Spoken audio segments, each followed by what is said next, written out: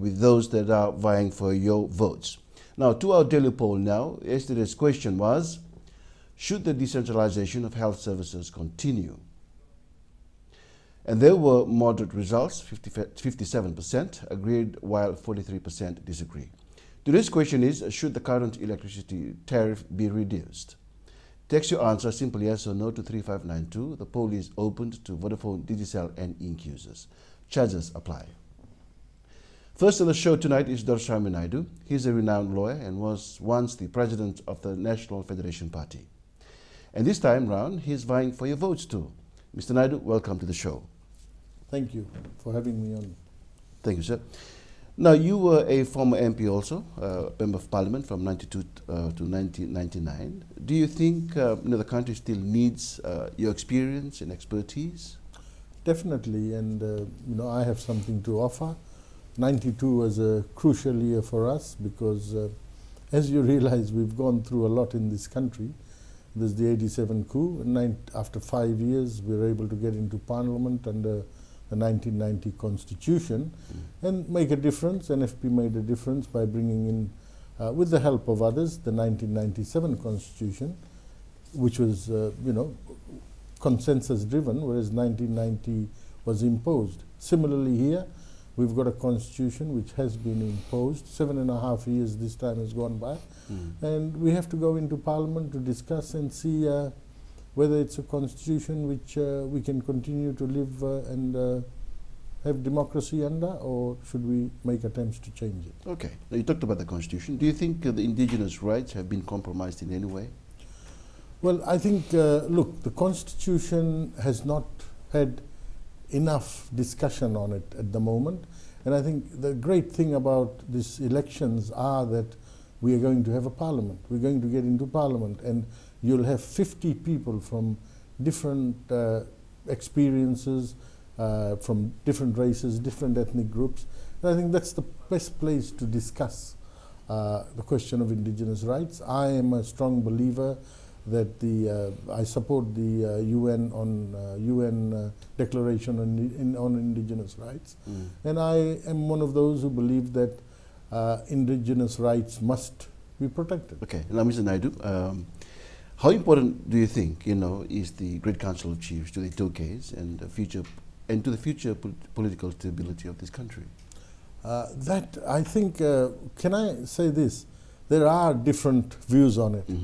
And our party's views on that is, I'm an Indo-Fijian, who'd love to be called a Fijian, but I'm an Indo-Fijian. Yes. And I think the indigenous community has different structures within its own community. Yes. You have the provincial councils, you have various other structures, and they would be, the question of the Great Council of Chiefs would be best left to them to discuss. Right. And then we'll have in Parliament a lot of indigenous people. And also debate on the issue. I think we all debate. We can become more knowledgeable on it, and that's where we'll decide. Exactly. Do you think the dimensions of politics has changed over the years? Yes. How? Big time. How is that? You mean just politics, or? Yeah, the whole thing. Yeah. Oh yes, politics has changed. You look at the views that existed earlier. I think people are now more willing to accept different views. The two racial groups are now willing to work together. You look at the makeup of the NFP. We've got great candidates. There's no question of Uncle Toms anywhere. But there's still some sort of understanding out there. The two races, major races, are still quite apart. Do you think? Well, not too far apart, but they have different views, they have different ideas, and this thing about coups every time, every so often, hasn't helped because there has been very little free discussion. Exactly. All right. Now, you've come up with a very bright idea in this election. The Harlem Shake video is going viral in the social media, and very creative. But do you think you can win youth votes with that? Well, we have to capture the youth vote, and you've also got to realize we've got very little time for campaigning, and there are different things that attract the youth. They find normal politics very dry. So the what do you think attract them? What issues? Well, they look at youth issues, they, when you are young, you think you know all the answers. All right. Now, you seem to be involved, with youth issues right now, and you think, that's where the vote is. What issues of youth that need urgent parliamentary attention, do you think, right now? Oh, I think they need to be heard, yes. That's one. And they need access to what's happening in the country. They need access to information. They need access to better education. And you can guarantee that? Well, I can't guarantee anything, but I'll try my best. Your party can guarantee that? The party will try its best with the limited resources that this country may have. We hope to be able to, try our best, but, guarantees, well, we'll... You can't promise anything? We can't, but we'll try our best. I think we've got some of us have a proven record in certain areas, and we'll do it. All right. Now, just finally, sugar industry, how best can it be revived and get it back to where it was? That you can forget. Sugar industry, old days are gone. Sugar industry of the future has to be more mechanized, more automated, and it has to become bigger. Small farms are no longer going to work. I mean, that is a fact people will have to accept. I would love to, sugar industry, the master lease concept, may help bring it back, because what do people want? I mean, what is the big problem is the land problem. And it's artificially created. I mean, the landowner wants better returns. The tenant, because of the nature of sugarcane farming, wants to pay as less rental as possible. And the master lease with government will help, because overseas, internationally, Australia, New Zealand, wherever you have it, agriculture provides the biggest area where jobs. Okay, Mr. Naidu, I think we have a call on the line. Bulanauca caller, go ahead and ask your question. Hello? Yes, Sunny, we can hear you. Ask your question now. Yeah. I just want to ask Mr. Singh, Naidu, if he wins this election, he becomes a minister, and will he set up fees for all lawyers for low-income earners, say, what, $50 a case? That's my question. Okay, did you get what you said? No, I didn't. I couldn't get to also. Set fees for low-income earners. If you get into parliament and become a minister, will you set fees for lawyers, for low-income earners? Look, like something like $50 a case? $50 a case. Is that enough for lawyers in this country?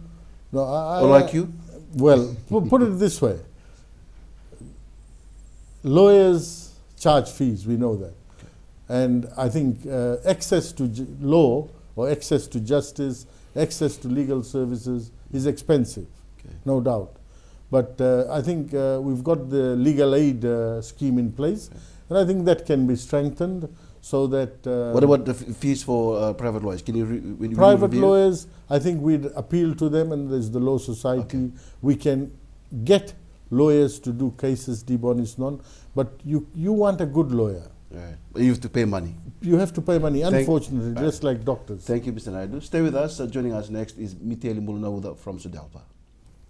Thank you.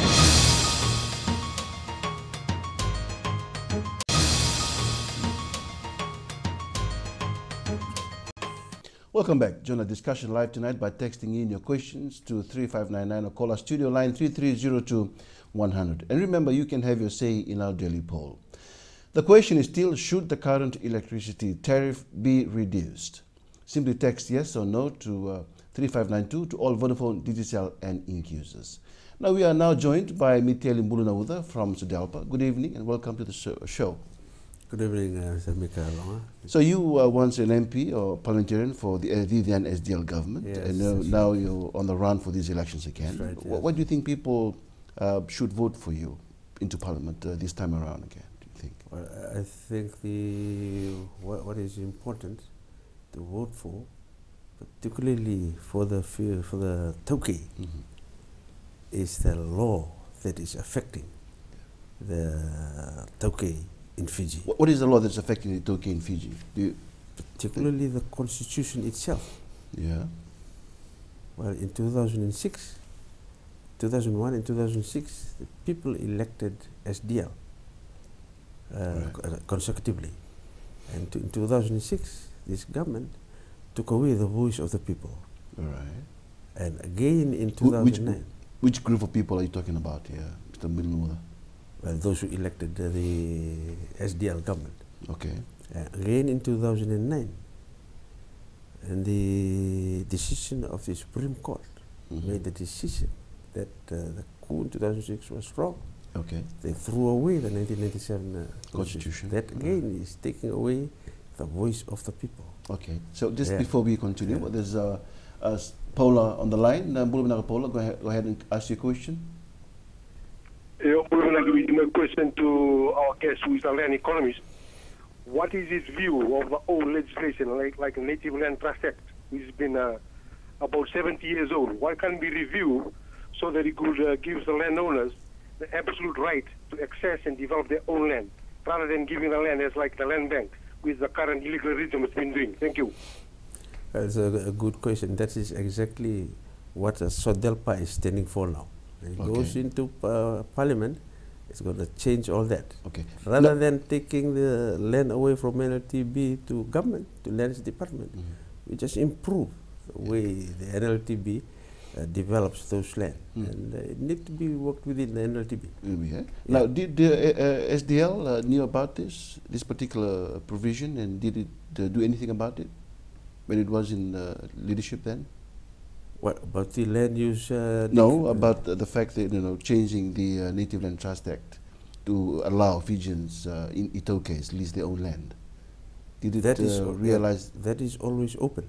Okay. And I think NLTB has encouraged the landowners to lease their own land. Okay. That is open, but here and now, I think the SODELPA will help them to lease their own land in financing and the roading and whatever, in order to get them involved in leasing of their own land. And how quick is important? And how quick can the party do that if it, leads the next government? The quicker, the better. Okay. Any timeline? Has it set any timeline?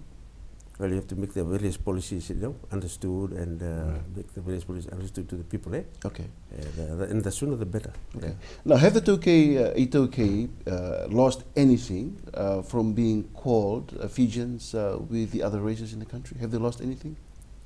Well, one is the award of the Topaz Scholarship. Okay.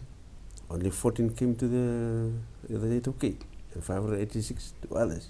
So that's a loss there, because we all call Fijians, and, in the sense that we have to be everybody equal.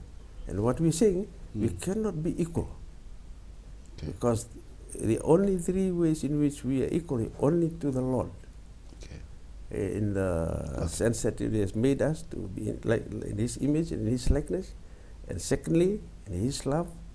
He loves us all, and thirdly, the freedom which He gives us to elect the Lord or not. Okay. Thank you, sir. And every other way, He made us different anyway. Right. In that difference, we have to work together, love each other, and help each other, and that makes life very interesting. Okay. We have a call on the line, James from Mokwe. Bulanauca James, go ahead and ask your question. Bro, my question to the guy who just came from SODELPA there is that... go ahead, James. What is your question? Is when Garasi was in government, he took about 20 million from the native land and invested in the Fijian affairs.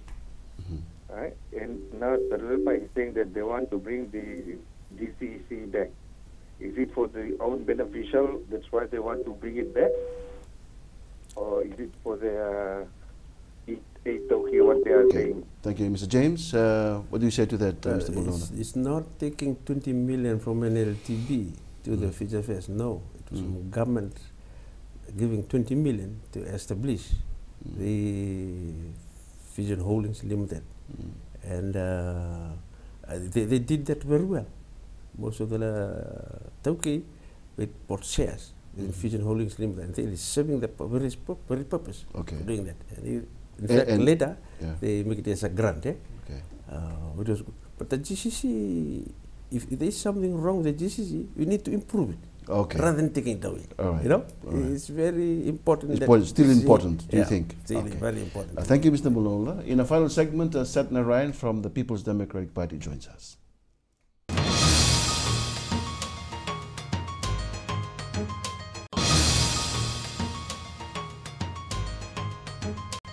Welcome back. Remember, you can join the discussion live by texting in your questions to 3599 or call our studio line 330-2100. And finally, we have Narayan from the People's Democratic Party on the show. Welcome to Outside the Box. Bulanauca, and best regards to the audience. Thank you, sir. Now, you were a former police inspector for about 22 years, Yes. and then you worked in microfinance sector, and then you became a security expert.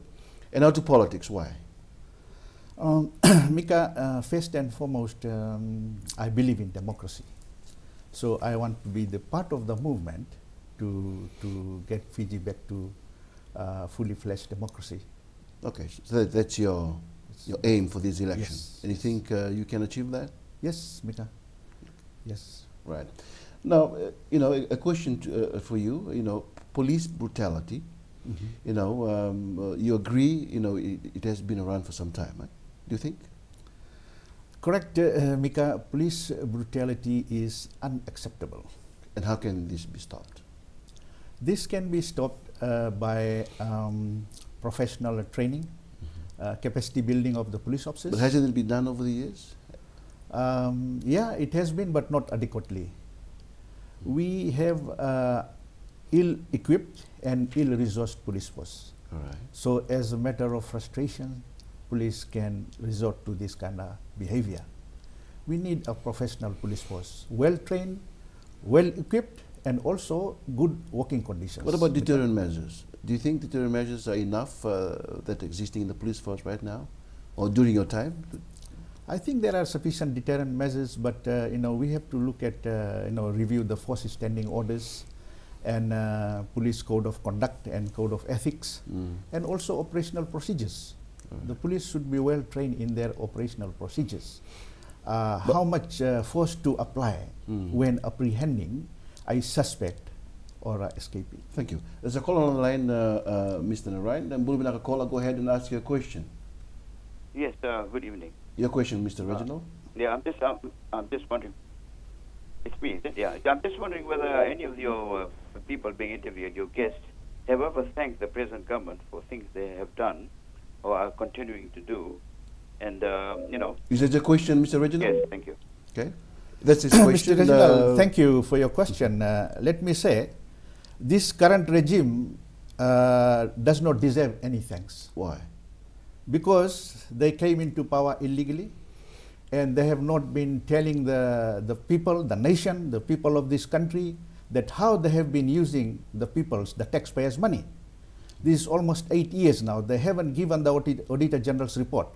And yet you want us to thank them? No, they don't deserve any thanks. Thank you, Mr. Narayan. Thank you. Thank you, Mr. Narayan. Now, police reaction time is still an issue, do you think? Very true, Mika. The reaction time is still an issue, and that could be for many reasons, like they are not well resourced. Many times people complain that when report is lodged, police is not able to attend on time. And how can your party resolve this issue? And the reason given is lack of vehicles and lack of equipment and understaff. Okay. So we will review the staffing ratio of the police force, and also they need to be paid according to to match the type of job they do, and also sufficient equipments like vehicles. So unemployment, this is one of your area also, micro enterprising. What type of policy do you think can resolve unemployment in the country? Thank you, Mika. I think when you look at the manifesto of People's Democratic Party, we have said we will make a grant of $10 million available to organizations who are involved in job creation and poverty alleviation. Right. And these are the organizations like civil society organizations, NGOs, and faith-based organizations. For example, like Empower Pacific, Friends, Good Neighbor International, Home of Hope, Fiji Council of Social Services. These institutions are doing a wonderful job creating employment. Thank you, Mr. Narayan. Before we continue, Sami is on the line from Bulanauca, Bulanauca, Sani. Bulanauca. Your question to Mr. Narayan now. Yeah, I've got a question for Mr. Sir. If he has been to Latoka, I just want to know if he has been to places like Vai and Tawa and Saru. Yes. Have you been there? Yes, I have been Yeah. to Saru. What, He, What is- okay, he has been to Saru. what is the question? The conditions of road in Saru is very gravel and and it's very dusty. And I just want to tell him about the bridge. If you go to Saru, there's a crossing there. Yeah. This is a low bridge. Okay, Sandy, I have a question. Sandy, Yeah. what is your question to Mr. Narayan? My question, yeah. If he becomes a minister for roads, how long it will take for these two roads to be tasseled and facelift this bridge? Okay. Thank you very much. Look, that is best left to the road authority, Fiji Road Authority. But let me tell you, this government has spent hundreds of millions of dollars to upgrade the roads, and yet The question to you is, if you become a minister in the next government, how fast can you ensure that those roads are well tasseled? Of course, our government is going to be very responsive, and all the roads need to be in top condition at all times. All right. All right, sir. Now, your one of the areas of expertise also is agriculture. You know, what do you think? You know, people are still not satisfied with development taking place in the agriculture sector. Why? Mika, you know, one of the major problem is the failure of the Agriculture Marketing Authority. People are experts in their own area. The farmers produce what they produce best. Root crops, dalo, tapioca, okra, and eggplants, etc. But when they bring it to the market, they don't have good value for that. And the market is the major issue. Okay, so you're saying your party will review the... We need to look at export markets, and also we have to look at value adding, value adding to the crops. Say, for example, how we can preserve seasonal glut and sell it in off-season. How can the government do that? And how can your party do it? Well, we may be looking at some of these cooling centers, and also value adding and preserving the goods and the farm produce for off-season sales. Last question for you, Mr. Ryan. Do you think you can win this election? Of course, Mika, we are here to win. And we are very confident, Mika. Thank you, sir. Thank you and that's very all much. for tonight. I leave you with our quote of the week from renowned American author Robert Byrne, who once said, "Democracy is being allowed to vote for the candidate you dislike the least." From the team here at Outside the Box, enjoy the weekend and join us again next week as we continue our extensive coverage heading into the elections. Good evening.